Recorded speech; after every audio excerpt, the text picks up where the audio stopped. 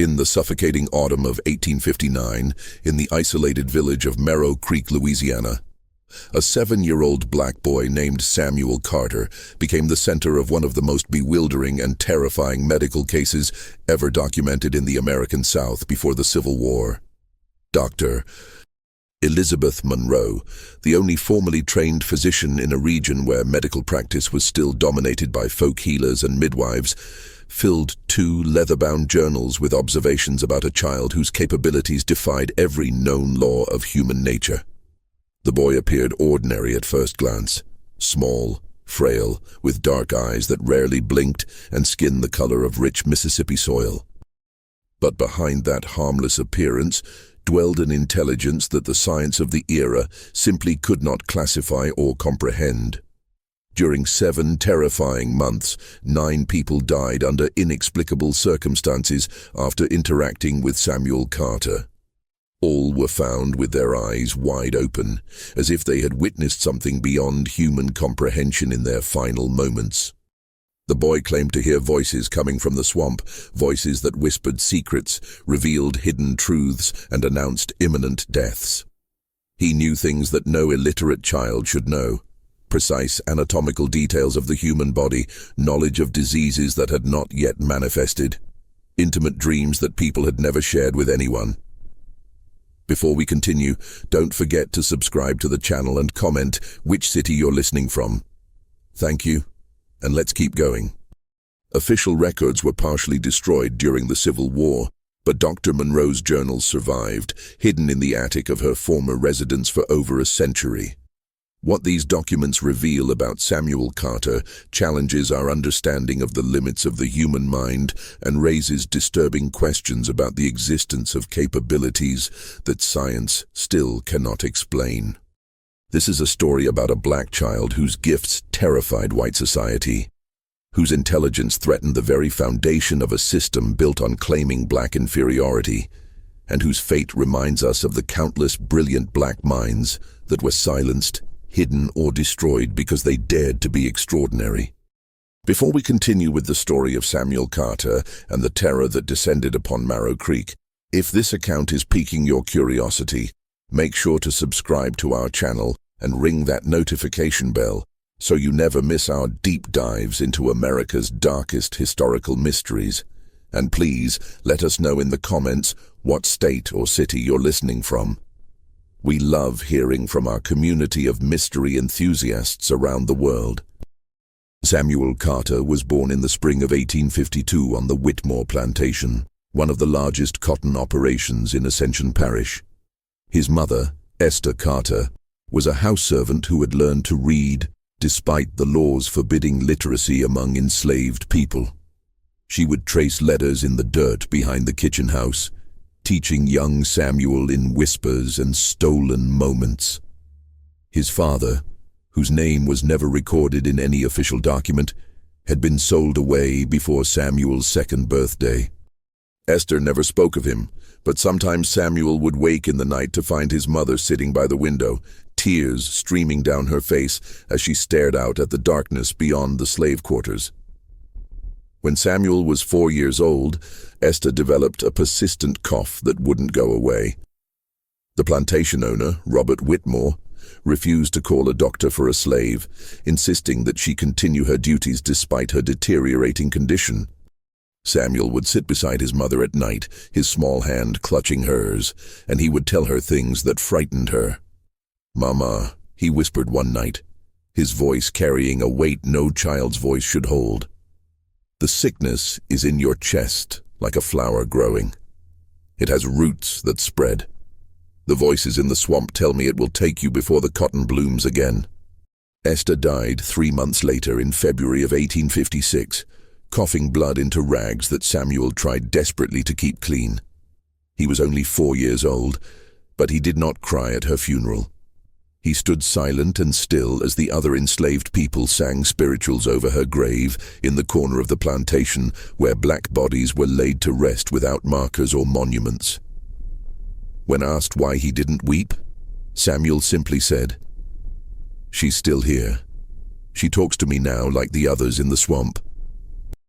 She says she's finally free. The other enslaved people on the Whitmore plantation began to fear the child.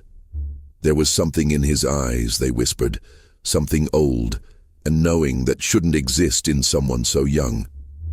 He would stare at people with an intensity that made them uncomfortable, as if he could see through their skin and into their souls.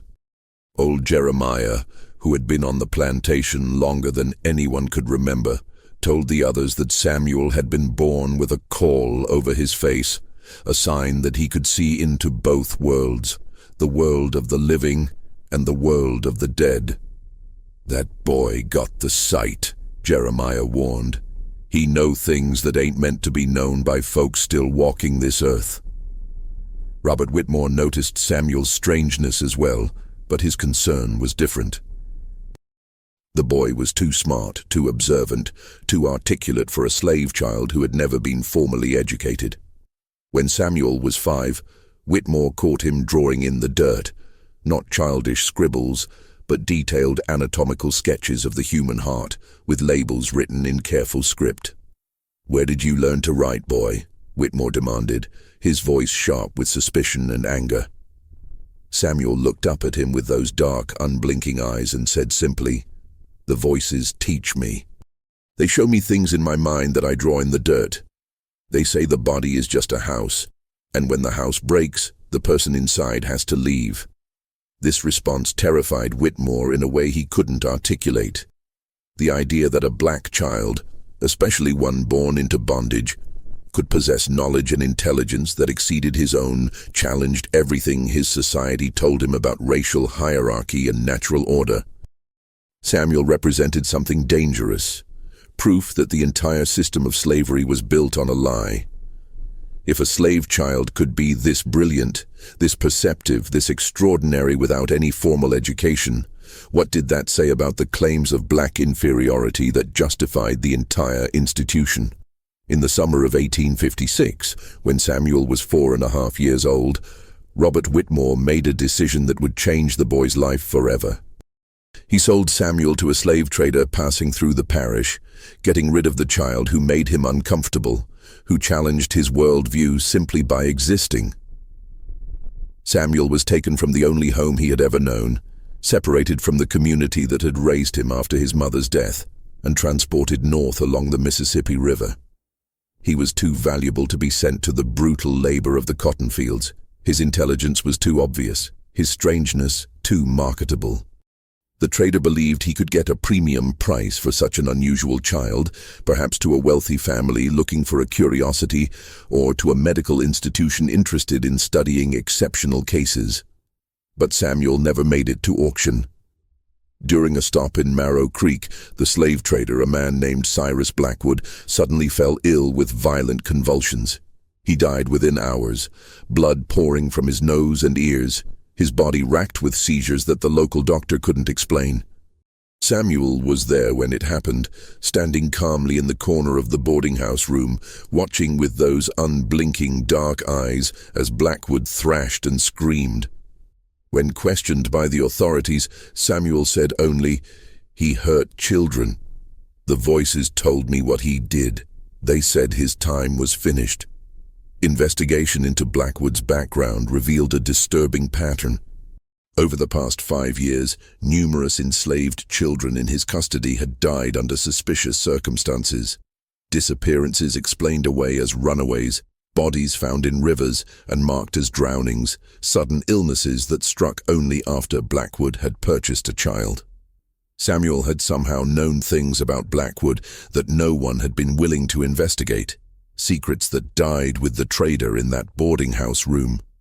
With no one to claim ownership of Samuel, and no legal guardian willing to take responsibility for a slave child with no papers, the boy found himself in an unprecedented situation.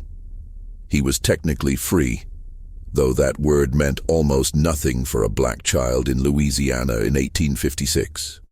The local authorities considered sending him to one of the orphanages that took in abandoned children, but those institutions refused to accept a black child. He was too young to be put to work, too strange to be adopted by any of the local families, and too intelligent to be ignored. It was Dr. Elizabeth Monroe who ultimately took Samuel into her household. Elizabeth was a rarity in the antebellum South, a woman who had studied medicine in Philadelphia and returned to Louisiana to practice despite the social stigma and legal barriers she faced. She had inherited property from her father and used her independence to live according to her own principles, which included a quiet but firm opposition to slavery. When she heard about the strange black child who had been present when Cyrus Blackwood died, her medical curiosity was piqued. When she met Samuel and looked into those dark, knowing eyes, she felt something she had never experienced before. A mixture of fascination, fear, and an overwhelming sense that this child needed protection from a world that would destroy him if given the chance. "What is your name?" Dr. Monroe asked when Samuel was brought to her home by the local sheriff, who was relieved to have someone willing to take responsibility for the boy. Samuel looked at her with that intense, unblinking gaze and said, "Samuel Carter. My mama named me Samuel because it means God has heard. She said I was born to hear things that others couldn't hear, to know things that others didn't know. The voices started talking to me before I could talk back to them." Dr. Monroe was not a superstitious woman. She had been trained in the rational methods of scientific medicine, taught to trust observation and evidence over folklore and fear. But there was something about Samuel that challenged her commitment to pure rationalism. The boy spoke with a clarity and vocabulary that should have been impossible for an illiterate child of his age. He described anatomical structures with precision that medical students struggled to achieve. And when he talked about the voices, there was no hint of madness or confusion in his demeanor, only a calm acceptance of a reality that others couldn't perceive. Dr. Monroe made Samuel a proposition. He could stay in her household, not as a servant or a ward, but as a subject of medical study. She would provide him with food, shelter, and education in exchange for his cooperation in helping her understand his unusual abilities. "I want to document what you can do," she explained. "I want to understand how your mind works, but I will not treat you as a specimen or a curiosity.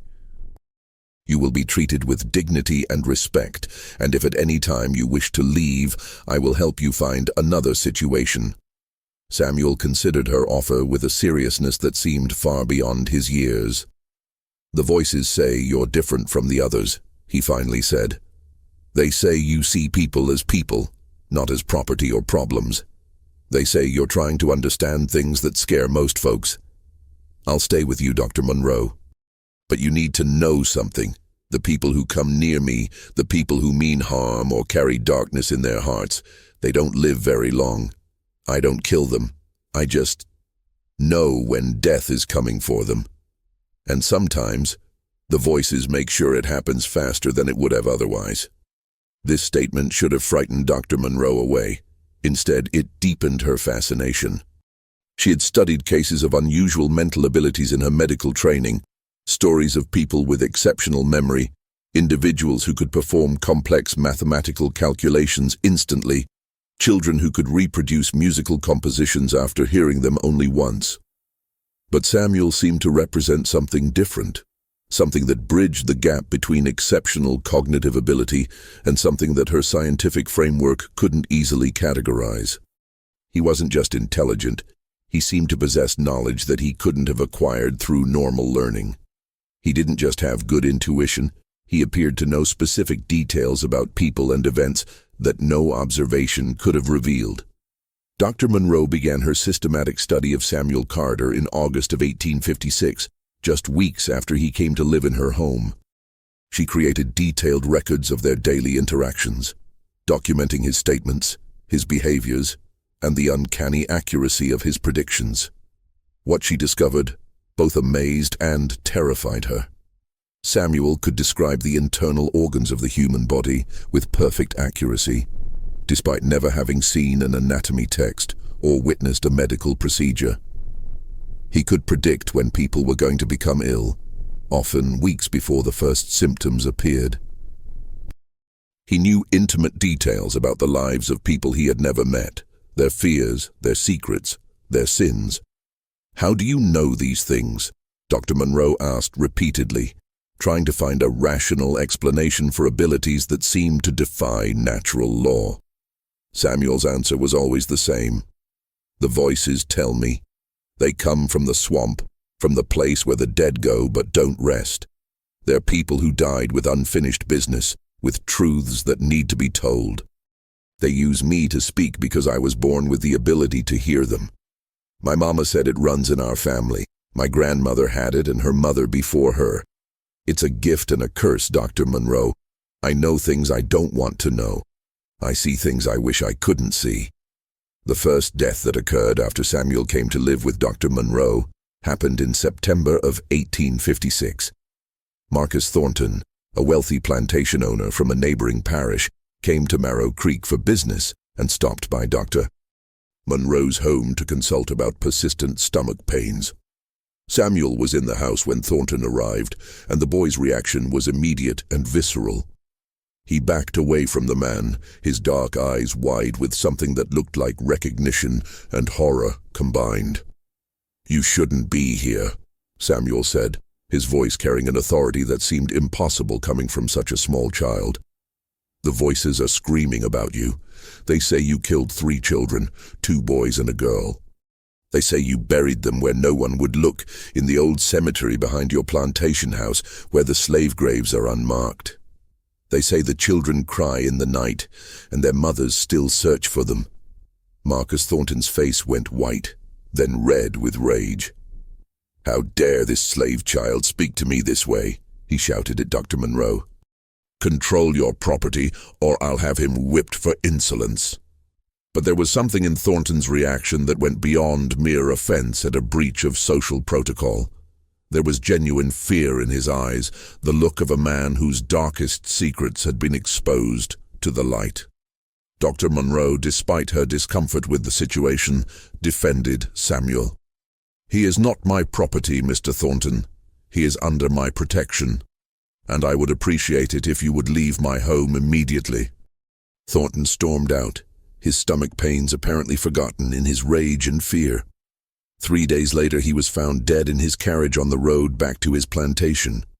The official cause of death was listed as heart failure, but Dr. Monroe, who was called to examine the body, noted several disturbing details.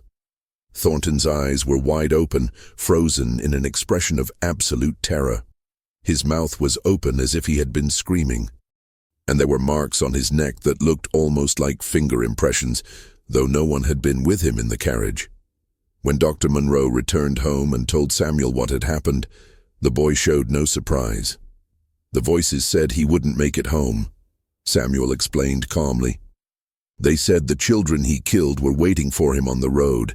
They said it was time for him to answer for what he did." Dr. Monroe felt a chill run down her spine. "Samuel," she said carefully, "are you telling me that you somehow caused Mr. Thornton's death?" The boy shook his head. "I didn't cause anything, Dr. Monroe. I just knew it was going to happen. The voices don't lie about these things. When they say someone's time is finished, when they say someone has debts to pay in blood and suffering, it always comes true. I'm just the messenger." Investigation into Thornton's plantation revealed exactly what Samuel had described. In the old slave cemetery, hidden beneath unmarked graves, authorities found the remains of 3 children, 2 boys aged approximately 8 and 10, and a girl who couldn't have been more than 6 years old. All showed signs of violence that had nothing to do with the harsh realities of slavery and everything to do with the sadistic cruelty of a man who believed his wealth and power made him untouchable. The enslaved community on Thornton's plantation, when finally given the opportunity to speak without fear of reprisal, shared stories of children who had disappeared over the years, of Thornton's private quarters, where screams were sometimes heard in the night, of a monster who wore the mask of a respected gentleman. Samuel had known all of this without ever setting foot on Thornton's property. He had known it the moment he saw the man, as if the voices from the swamp had whispered every terrible detail into his mind. This was not coincidence or lucky guessing. This was something that Dr. Monroe's medical training had not prepared her to understand or explain. The second death came in October, just weeks after Thornton's mysterious demise. Reverend Silas Jameson, the pastor of Marrow Creek's largest church, was a man who preached about Christian charity and divine grace every Sunday, while quietly profiting from the slave trade during the week. He served as an agent for several plantations, helping to arrange sales and transfers of enslaved people, while taking a commission on each transaction. To his white congregation, he was a pillar of the community. To the black population of Marrow Creek, he was something else entirely, a man who used scripture to justify cruelty and used his position of trust to enable the separation of families and the perpetuation of suffering. Samuel encountered Reverend Jameson at the general store in town, where Dr. Monroe had taken him to purchase supplies. The Reverend approached them with his characteristic smile, the one that never quite reached his eyes. "Dr. Monroe," he said warmly, "I see you've taken in young Samuel. What a charitable act, though I must caution you about the dangers of educating these people beyond their station. God has ordained their place in society, and to disturb that natural order is to invite chaos and disorder." Samuel looked up at the Reverend with those dark, penetrating eyes and said, "You don't believe in God. The voices say you stopped believing years ago after you sold a woman and her baby to different buyers. The woman killed herself, and the baby died within a month. You tell yourself it was just business, but the voices say you hear that woman crying in your dreams every night. They say you drink yourself to sleep trying to forget, but you never can. They say your time is coming soon, and you'll have to face all the people you hurt, all the families you destroyed." The change in Reverend Jameson's expression was immediate and terrifying. The warm facade dropped away, revealing something cold and vicious underneath. "That boy is possessed by demons," he hissed at Dr. Monroe. "He speaks blasphemy and lies. I will pray for his soul, but I warn you, keeping him in your home is inviting evil into your life." He left the store quickly, his hands shaking, his face pale beneath his carefully maintained beard. 2 weeks later, Reverend Jameson was found dead in his study, slumped over his desk with an empty bottle of laudanum beside him. The official verdict was suicide, a tragedy explained away as a sudden mental breakdown brought on by exhaustion and melancholy. But Dr. Monroe, examining the body at the request of the local authorities, noted that the Reverend's eyes held that same look of terror she had seen in Thornton's corpse. His desk was covered with papers, letters he had been writing to various people, apparently attempting to make amends for past actions. One letter was addressed to a woman named Sarah, apologizing for selling her and her infant son to separate buyers 15 years earlier. The letter was unfinished, ending mid-sentence, as if Jameson had been interrupted by something that terrified him so completely that he chose death over facing it. When Dr. Monroe returned home and found Samuel sitting quietly in the parlor, reading a book that she had been teaching him to decipher, she didn't know what to say. The boy looked up at her with eyes that seemed to hold centuries of sorrow and knowledge. "He couldn't live with what he'd done anymore," Samuel said softly. The voices followed him everywhere. They whispered the names of all the people he'd hurt, all the families he'd broken apart. They showed him what happened to Sarah's baby, how the child died crying for his mother in a plantation far away. The Reverend always knew it was wrong, Dr. Monroe. He just chose money and position over doing what was right. The voices don't forgive that kind of choice. Dr. Monroe sat down heavily in her chair, her medical rationalism struggling against the evidence accumulating before her eyes. "Samuel," she said carefully, "you need to understand how dangerous this is. People are dying after they encounter you. Even if you're not directly causing their deaths, the connection is becoming obvious. There are people in this town who already fear you, who see you as something unnatural. If more deaths occur, I won't be able to protect you from accusations of witchcraft or demonic possession. Samuel closed his book and looked at her with an expression of profound sadness. "I know, Dr. Monroe. I've always known. That's why my people have always kept gifts like mine hidden. That's why my mama taught me to be quiet, to never let the white folks see what I could really do. But sometimes the voices are so loud that I can't help but speak. Sometimes the things they show me are so terrible that staying silent feels like being part of the evil. I didn't ask for this gift, but I have it.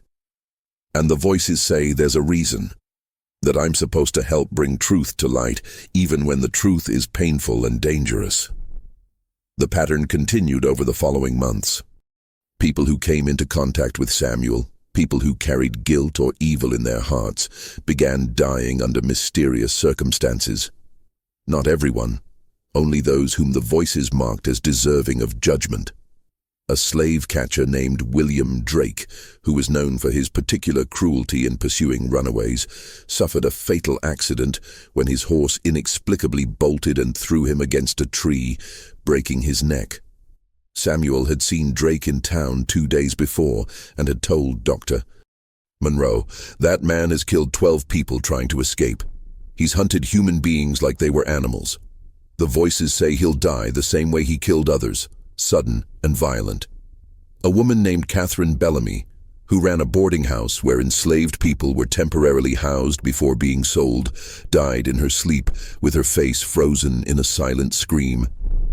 Samuel had encountered her at the market and had said quietly, "She poisons the food when people don't cooperate." The voices showed me 3 women who died because they refused to stop crying for their children. She'll die by poison too. Not from anyone's hand, but from the fear that eats her alive from the inside. Each death was technically explainable through natural causes or accidents, but the pattern was unmistakable to anyone paying attention. Samuel Carter knew things he shouldn't know. He predicted deaths with uncanny accuracy. And the people who died were invariably those who had committed terrible acts, particularly acts of cruelty toward enslaved people. It was as if Samuel served as a conduit for some form of cosmic justice, a vessel through which the accumulated suffering and rage of his people found voice and retribution. Dr. Monroe's journals from this period reveal her growing confusion and fear. She was a scientist, trained to observe and document phenomena according to rational principles. But Samuel challenged every framework she had for understanding the world. She conducted tests, trying to determine if his knowledge came from some form of heightened observational ability, or perhaps an exceptional memory that allowed him to recall and connect details that others missed. But the evidence consistently pointed to something beyond natural explanation.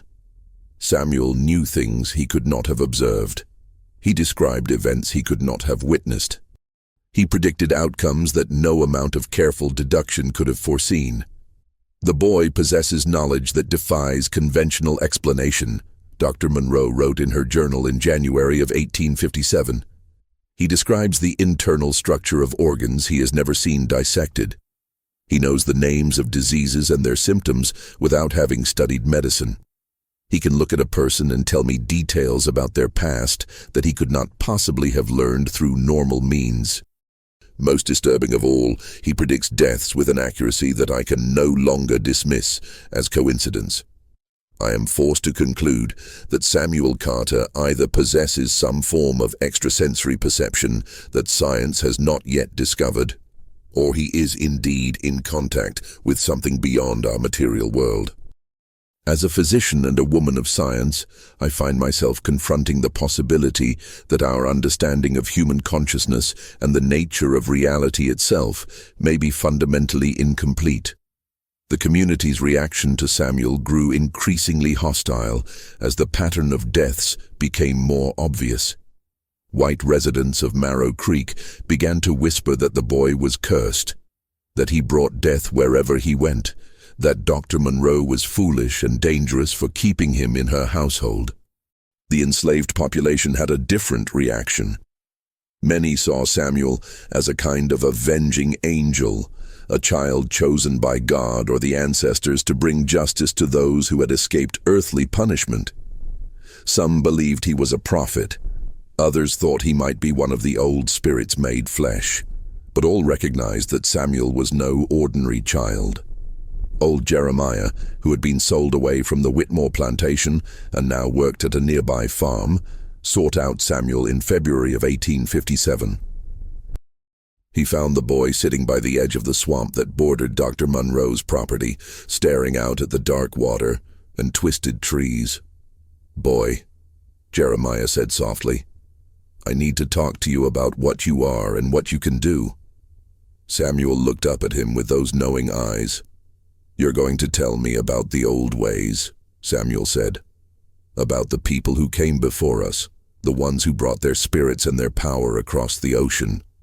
You're going to tell me that what I have isn't strange or evil. It's part of who we are as a people."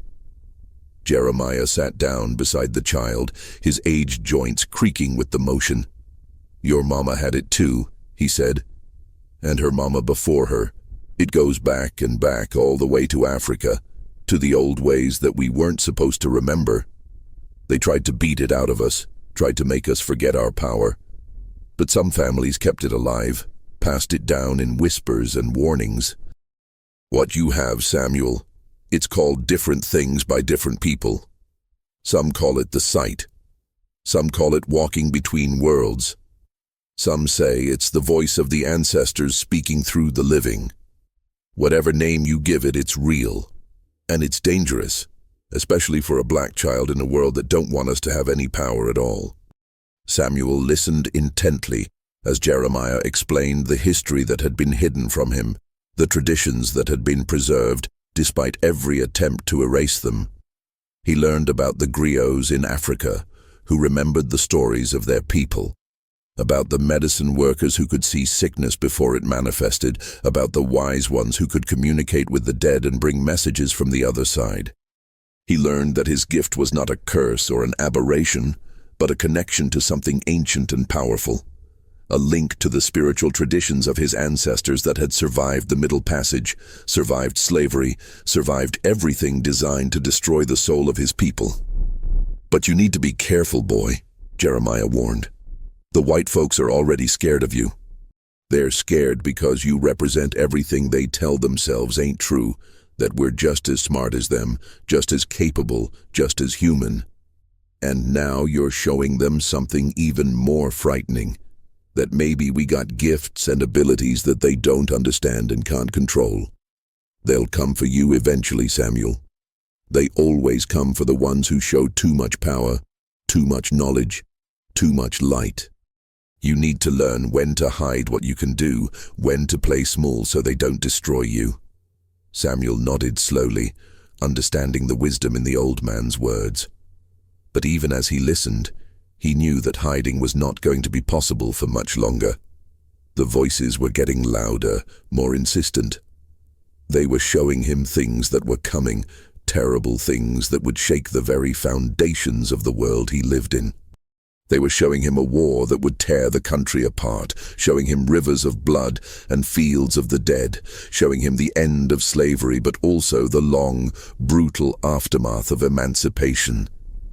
They were showing him his own future, short and bright and tragic, a candle that would burn intensely before being extinguished by forces too powerful to resist. The turning point came in March of 1857, when Samuel encountered a man who would challenge everything he thought he knew about his gifts and their purpose. This man was different from the others Samuel had met. He didn't carry the same guilt or evil that had marked the previous victims. His name was Benjamin Cole, and he was a slave trader who had recently arrived in Marrow Creek with a cargo of 20 enslaved people he intended to sell at auction. But Benjamin Cole was also dying, slowly and painfully, of a cancer that was eating away at his insides. Samuel met Cole at Dr. Munro's home when the slave trader came seeking medical treatment for his mysterious ailment. The moment Samuel saw him, the voices erupted in a cacophony unlike anything he had experienced before. They weren't condemning Cole or calling for his death. Instead, they were screaming a warning. "He's like you," they whispered urgently. "He has the gift too, but he uses it differently. He uses it to find the weakest, the most vulnerable, the ones who will bring the highest price. He can see into people's souls, but he uses that vision for profit and cruelty. He's what you could become if you choose the wrong path. Dr. Monroe noticed Samuel's distress immediately. The boy had gone pale, his entire body trembling as if he were in the grip of a fever. "Samuel, what's wrong?" she asked, concerned. Samuel couldn't answer. His mind was overwhelmed with the realization that he was not unique, that the gift he possessed could exist in others, could be used for purposes that perverted its original meaning. Benjamin Cole had been born with the same ability to see beyond the surface, to know things about people that were hidden from normal observation. But instead of using that gift to bring justice or truth, Cole had weaponized it to perfect the art of human trafficking. He could look at an enslaved person and know exactly what weaknesses to exploit, what prices to demand, what lies to tell to maximize his profit. Benjamin Cole looked at Samuel with eyes that held a terrible recognition. "Well, well," he said softly, his voice carrying a mixture of surprise and dark amusement. "I've heard the stories about you, boy. The child who knows things he shouldn't know, who predicts deaths and speaks truths that frighten good Christian folk. I didn't believe the tales until now, but I can see it in you, that same spark I see in my own mirror. You're like me, Samuel Carter. We're both cursed or blessed, depending on how you look at it, to see the world as it really is, stripped of all the pretty lies people tell themselves." Samuel found his voice, though it came out hoarse and strained. "I'm nothing like you," he said. "The voices told me what you do. You take people who are already broken and you break them further. You look into their souls and find the exact words that will make them give up hope. You're everything the gift was never supposed to be used for." Cole laughed, a harsh sound that held no joy. "Listen to yourself, boy. The gift was never supposed to be anything. It just is. You use it your way, passing judgment on people you've decided are evil, letting your voices whisper their condemnations until those people die in convenient accidents. I use it my way, making a living in a world that doesn't care about should or shouldn't, only about what works and what doesn't. Don't pretend you're better than me just because you've convinced yourself you're on the side of righteousness." This confrontation shook Samuel to his core. Was Cole right? Was his gift merely a tool that could be used for any purpose, good or evil, depending on the wielder's intentions? Were the voices that guided him truly sources of divine or ancestral justice? Or were they just reflections of his own anger and pain, his own desire to see those who hurt his people suffer consequences? For the first time since his mother's death, Samuel felt genuine doubt about his purpose and his path. "Doctor." Monroe sent Cole away with a tincture for his pain and a grim prognosis. The cancer would kill him within 6 months, possibly sooner. After the slave trader left, she sat down with Samuel and waited for him to speak. The boy was quiet for a long time, staring out the window at the swamp beyond. Finally, he said, "What if I'm wrong about everything, Doctor?" "Monroe. What if the voices aren't messages from the dead or the ancestors? What if they're just my own mind, twisted by anger and grief, creating justifications for wanting people to suffer?" Dr. Monroe chose her words carefully. "Samuel, I can't tell you whether your voices are real in the way you believe them to be. I don't have the knowledge or wisdom to make that determination, but I can tell you what I've observed. The information you provide is accurate in ways that exceed any natural explanation I can conceive. You've revealed truths about people that led to the discovery of crimes that might otherwise have remained hidden. The people who have died after encountering you were, without exception, individuals who had caused tremendous suffering to others. Whether that's justice or vengeance, whether it's divine intervention or some unknown psychological phenomenon, I cannot say. But I believe your intentions matter. Benjamin Cole uses his gifts, whatever they may be, to cause harm. You use yours to expose harm that has already been done. That distinction may not satisfy philosophical inquiry, but it matters in the practical reality of human existence. Samuel took some comfort from Dr. Monroe's words, but the doubt planted by his encounter with Benjamin Cole continued to grow. Over the following weeks, he became more withdrawn, less willing to speak about what the voices told him. He still heard them, still saw the visions they sent. But he began to question whether acting on that information was truly justice, or merely his own desire for revenge against a world that had taken everything from him. Benjamin Cole died in May of 1857, his body finally succumbing to the cancer that had been consuming him. But before he died, he did something that would change Samuel's life irrevocably. He confessed, not to a priest or to law enforcement, but to Dr. Monroe in a letter that arrived 3 days after his death. In it, Cole described in excruciating detail the methods he had used to break the spirits of the people he trafficked. He listed names, dozens of them, of individuals he had sold, including information about where they had been sent and what had happened to them. He described the psychological torture he inflicted, the way he used his unnatural perception to find each person's deepest vulnerability and exploit it until they became compliant, defeated, easier to sell. And at the end of the letter he wrote, "That boy, Samuel Carter, he saw what I was the moment we met. I spent my whole life believing I was using my gift wisely, making the best of an ugly world. But looking into that child's eyes, I saw myself reflected back, and I realized I had become a monster. The cancer eating my body is nothing compared to the rot that's been consuming my soul. Tell the boy he was right. Tell him he's better than me. Tell him to never become what I became, no matter how tempting it might be to use his power for personal gain. And give the enclosed documents to the abolitionists in the North. Maybe some of the people I destroyed can be found and reunited with their families.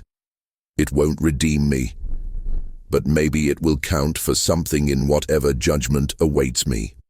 The documents Cole included with his letter contained detailed records of his transactions over 20 years of slave trading. Names, ages, descriptions, sale prices, destination plantations, everything an abolitionist network would need to potentially locate and track enslaved people who had been separated from their families. Dr. Monroe, recognizing the value and danger of these documents, carefully copied them and sent the copies to contacts she had in the North. People who worked with the Underground Railroad and other networks helping enslaved people escape to freedom.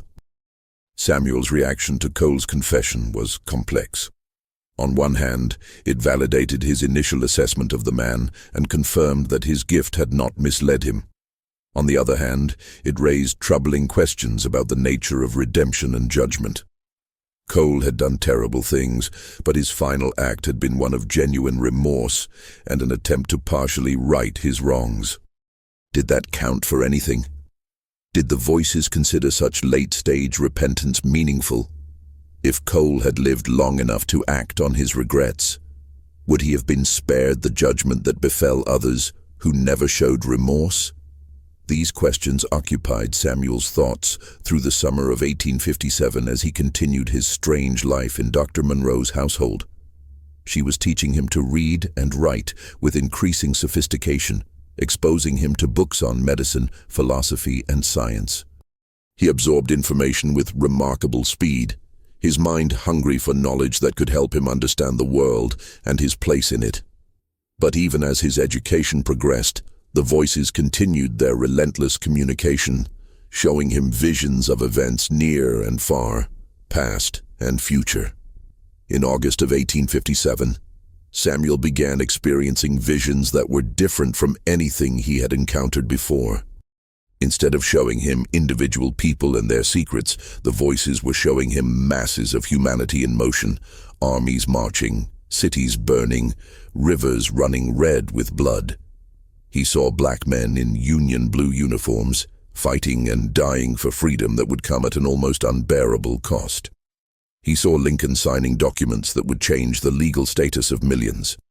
He saw the joy of liberation followed by the terror of Reconstruction and the rise of new forms of oppression designed to maintain white supremacy through violence and intimidation. He saw generations stretching forward, each fighting the same battles in different forms, each pushing incrementally toward a justice that remained always just out of reach. These visions exhausted Samuel in ways that his previous experiences had not. He began losing weight, sleeping poorly, waking in the night with screams that brought Dr. Monroe running to his room. "They're showing me too much," he told her during one of these midnight episodes. "They're showing me what's coming, not just for individuals, but for all of us. There's a war coming, Dr. Monroe. A war that will tear this country apart. And even when it's over, even when slavery ends, the hatred and violence won't stop. They'll find new ways to keep us in chains. They'll create new laws and new systems to maintain the same cruelty under different names. And it will go on and on, for generations, maybe forever." Dr. Monroe held the trembling boy, feeling helpless in the face of visions she couldn't see and horrors she couldn't prevent. "Samuel," she said softly, "you can't carry the weight of all that suffering. You can't hold the pain of the past and the future all at once. You're just a child. Even with your extraordinary gifts, you're still just a child." But Samuel shook his head. "I stopped being just a child when my mama died and the voices started talking to me. I stopped being just a child when I realized I could see into people's souls and know their secrets. The voices don't care that I'm young, Dr. Monroe. They use me because I'm available, because I was born with the ability to hear them. But sometimes I wish I was deaf to them. Sometimes I wish I was just a normal boy who didn't know anything except how to play and laugh and be free from all this knowledge." The ninth and final death that would occur during Samuel's time in Marrow Creek happened in September of 1857, and it was the death that would force Dr. Monroe to make an impossible choice about the boy's future. The victim was Judge Albert Crane, one of the most powerful men in the parish, a man whose legal decisions had upheld the institution of slavery through decades of carefully reasoned opinions that treated human beings as property. Crane was known for his particular harshness in cases involving enslaved people accused of crimes. His verdicts were swift, his sentences brutal, his justifications rooted in a philosophy that denied the full humanity of black people. Samuel encountered Judge Crane at a social gathering Dr. Monroe attended, bringing the boy with her, despite the social impropriety of bringing a black child to a white social event. She had been invited because of her medical expertise, and she brought Samuel because she was increasingly reluctant to leave him alone. The moment Samuel saw Judge Crane, his face went pale and his body rigid. The voices erupted with an intensity that was almost physical, their message so loud and insistent that Samuel couldn't help but speak it aloud. "You sentenced a man to death for trying to protect his daughter," Samuel said, his voice carrying across the sudden silence that fell over the gathering. "His name was Thomas. He killed the overseer who was raping his 15-year-old daughter. You said a slave has no right to defend his family. That property cannot commit justifiable homicide against its owners. You watched him hang, and you felt nothing. You've sent 47 people to death by hanging, 213 to brutal whippings, countless others to be sold away from their families as punishment. The voices say every single one of those people is waiting for you. They say your judgment is coming, and it will be as merciless as the judgments you handed down." The reaction was immediate and violent. Judge Crane, his face purple with rage, demanded that Samuel be removed and punished for his insolence.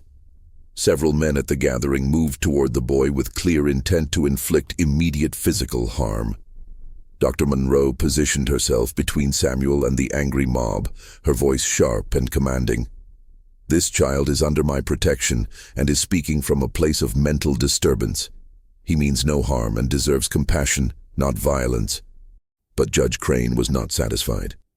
That boy has pronounced a death sentence on me based on lies and delusions. He will be taken into custody and punished according to the law. No black child will threaten a sitting judge and escape consequences." Dr. Monroe knew she had only moments to act. She gathered Samuel quickly and left the gathering, ignoring the shouts and threats that followed them. They returned to her home, and she began making immediate arrangements. "Samuel," she said urgently, "you need to leave Marrow Creek tonight. Judge Crane will send men to arrest you, possibly to lynch you without any pretense of legal process. I have contacts in the north who can help you reach safety, but you must leave immediately." Samuel looked at her with those ancient eyes and said quietly, "It doesn't matter if I leave, Dr. Monroe. The judge will die within 3 days regardless of where I am. The voices have already pronounced their judgment. His death is already set in motion. But you're right that I should leave. Not to save him, but to save you from being implicated in what's coming." That night, Dr. Monroe arranged for Samuel to be taken by trusted allies along a secret route toward freedom.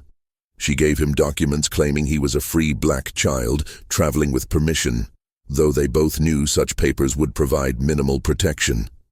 She gave him what money she could spare and letters of introduction to abolitionists in the north who might help him. And she held him close for a moment, this extraordinary child who had changed her understanding of reality itself. "Will I ever see you again?" she asked. Samuel smiled sadly. "The voices show me many possible futures, Dr. Monroe. In some we meet again, in others we don't. But in all of them, I remember you as the one person who saw me as human first, as exceptional second. You treated me with dignity when the world wanted to treat me as either a slave or a monster. I'll carry that with me wherever I go." Samuel Carter disappeared into the night, guided by conductors on the Underground Railroad who risked everything to help enslaved people and free black children escape to safety. Dr. Monroe never saw him again, though she spent the rest of her life wondering what became of the extraordinary boy who had briefly illuminated her understanding of human potential. 3 days after Samuel's departure, Judge Albert Crane was found dead in his chambers. He had apparently suffered a massive stroke, his body discovered slumped over legal documents he had been reviewing. But those who prepared his body for burial reported strange details. His eyes were wide open, frozen in an expression of absolute terror. His mouth was open in a silent scream. And witnesses claimed that in the moments before his death, people in the courthouse had heard what sounded like many voices all speaking at once, though no one could make out the words. The enslaved people in the parish whispered that the ghosts of all the people Crane had condemned had come to collect their debt, that they had surrounded him in his final moments and shown him the faces of everyone he had destroyed. Whether that was true or merely folklore born from a desperate need for justice, no one could say with certainty. Dr. Elizabeth Monroe continued her medical practice in Marrow Creek until the outbreak of the Civil War in 1861. When Union forces occupied Louisiana in 1862, she volunteered her services as a physician to treat wounded soldiers, both Union and Confederate, making no distinction between them. In her journals from this period, she wrote extensively about Samuel, trying to make sense of what she had witnessed and documented during their time together. She developed a theory that Samuel represented an evolutionary adaptation, a survival mechanism developed by an oppressed people who needed ways to identify threats and protect themselves in a world designed to destroy them. But even as she formulated scientific explanations, she could not fully dismiss the possibility that Samuel's gifts were exactly what he claimed them to be: communications from the dead, messages from ancestors who refused to let their suffering be forgotten. Dr. Monroe died in 1891, but before her death, she arranged for her journals to be donated to a medical college in Philadelphia, with specific instructions that they be sealed for 50 years. She did not want Samuel to be hunted or studied as a curiosity, but she also believed that future generations might benefit from the careful documentation she had compiled. Those journals were opened in 1941 and studied by researchers trying to understand the limits of human perception and consciousness. The case of Samuel Carter became the subject of academic papers in psychology, neurology, and even parapsychology. But the journals raised more questions than they answered, providing meticulous documentation of extraordinary events without offering any definitive explanation for how such events were possible. As for Samuel Carter himself, his story does not end with his departure from Marrow Creek. Reports of a black boy with uncanny abilities began appearing in northern states in the late 1850s. A child in Pennsylvania who could diagnose illnesses with remarkable accuracy despite no medical training. A young man in Massachusetts who helped locate bodies of murder victims by claiming to hear their voices calling for justice. A teenager in Ohio who worked with the Underground Railroad and seemed to know which conductors could be trusted and which routes were compromised. Whether these were all the same person or whether Samuel's gifts were less unique than Dr. Monroe believed remains unknown. During the Civil War, stories emerged of a black scout working with Union forces who could predict Confederate troop movements and identify spies with supernatural accuracy. Some accounts describe a young man who would stand on battlefields after the fighting ended, tears streaming down his face, speaking to the dead as if he could see and hear them. Soldiers reported that this young man seemed to be taking messages from the dying, recording their final words, learning their names so that families could be notified.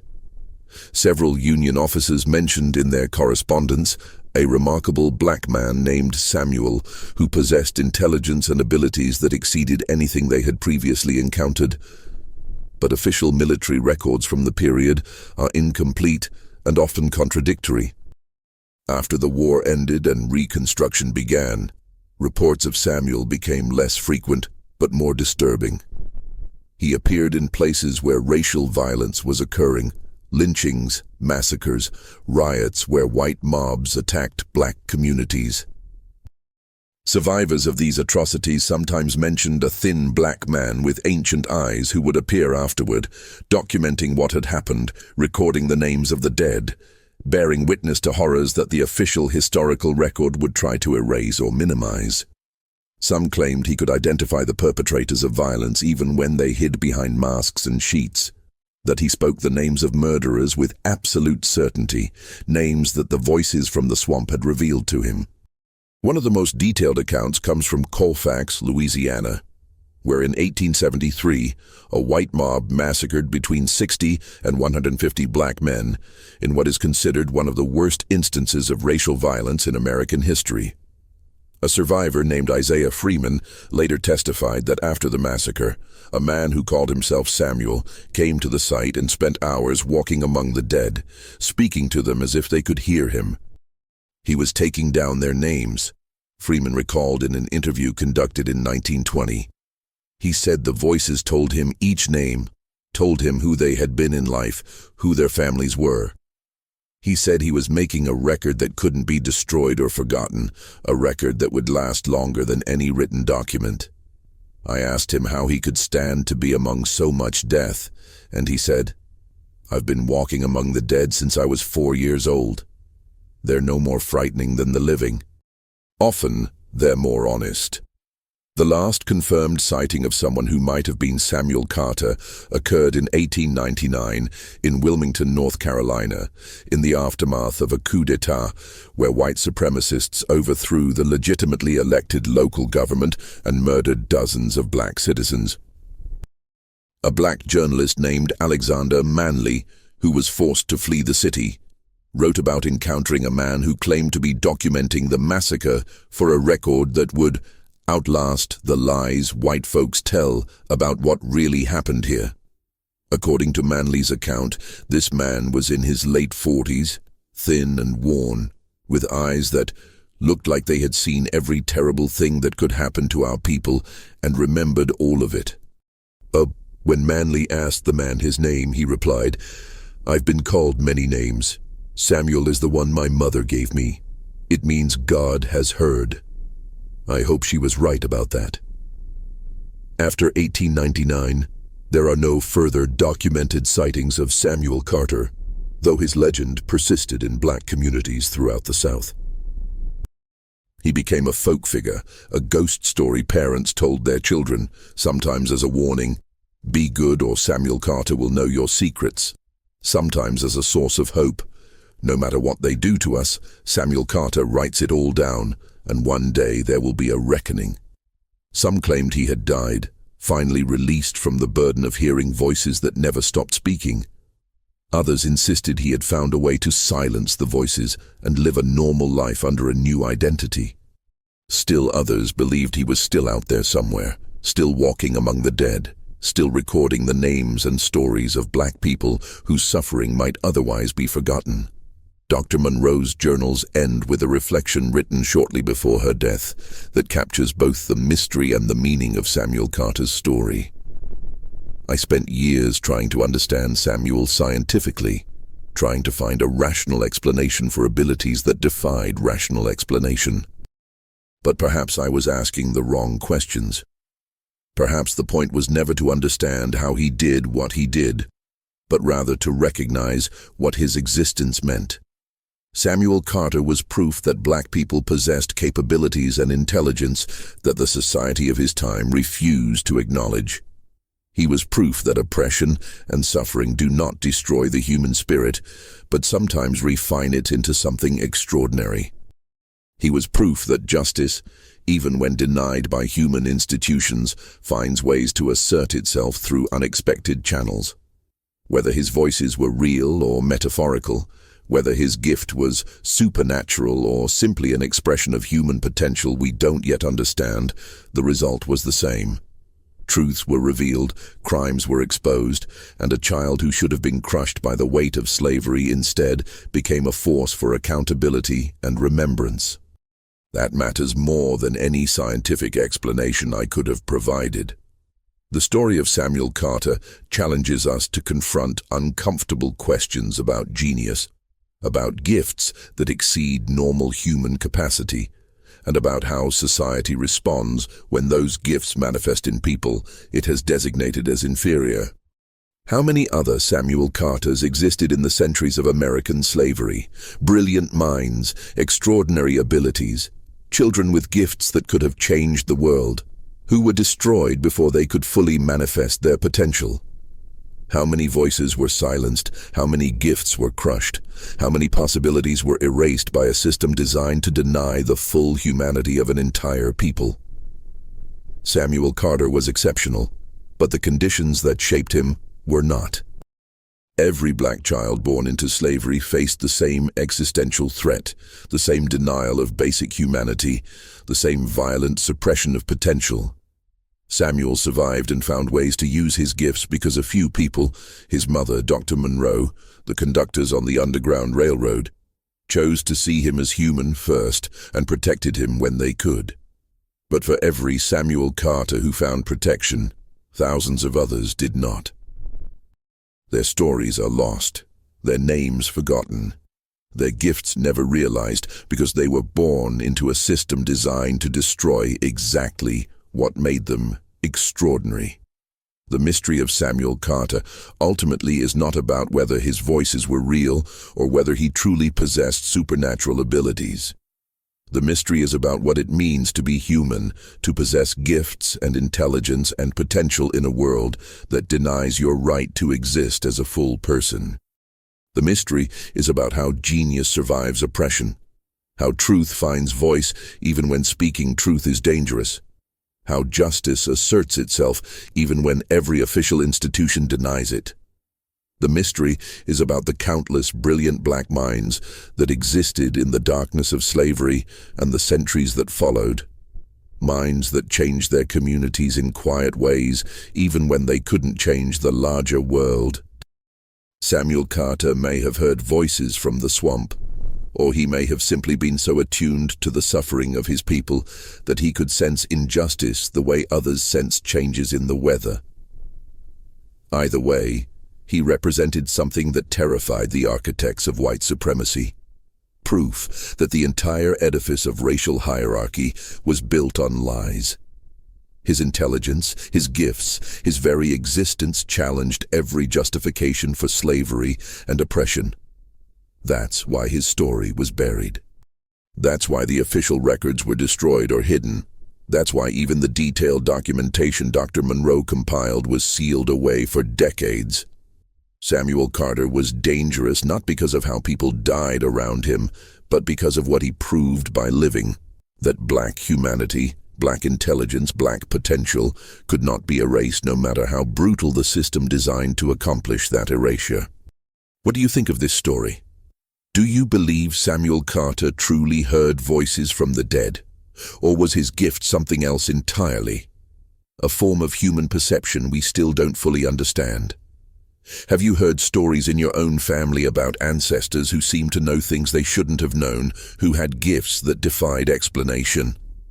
Leave your comment below and let us know your thoughts about this remarkable chapter in Black American history. If you found this story powerful and want to hear more untold stories of extraordinary black people who changed history in ways that were never properly recognized, subscribe to our channel, hit that notification bell, and share this video with someone who needs to know that our ancestors were brilliant, powerful, and extraordinary even in the darkest circumstances. Remember, the stories they tried to erase are the stories we must tell loudest. The voices they tried to silence are the voices we must amplify. And the lives they tried to reduce to property and statistics were lives full of intelligence, gifts, and humanity that changed the world even when the world refused to acknowledge it. See you in the next video, where we continue to uncover the hidden history of our people.